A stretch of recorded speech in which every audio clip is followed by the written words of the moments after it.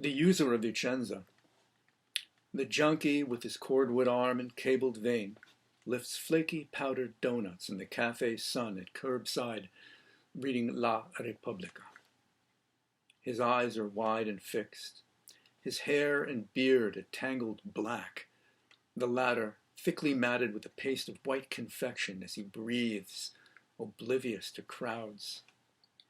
He holds a space created for him, and he crowds the edges, sidestepped by all pilgrims on the vein of the Palladio, a Roman figure, white, beneath a surface coat of moss and vines.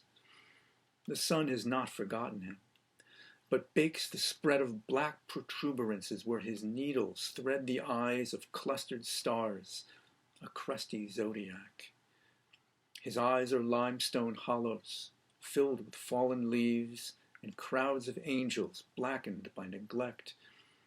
Bubonic, black, and biblical, the clotted stone contorts in vain, and crumbled flesh aspires to ideals. The sun, a Michelangelo immaculate and white. Then, melting like a host, he loses all the white stone majesty of sacred art.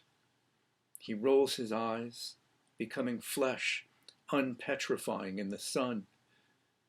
The user, on his pedestal, is drawing crowds that keep respectful distances. All pilgrims, vain and languorous, who saunter cobblestones in black, subconsciously admit they see themselves in black and white each time they pass this stone no longer white, this mourning monument and martyr in the vein of Saint Sebastian.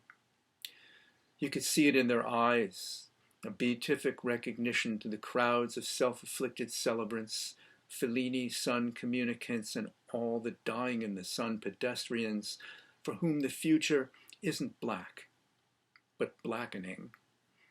Through old Vicenza's mourning crowds along the alleys of basilicas and powders white and permanent that see through black, addicted eyes a man reach out his gleaming, buckle-noted vein to turn a page, the vein that channels to the sun a constellation of their eyes along his black and blue appendage to the white receding crowds.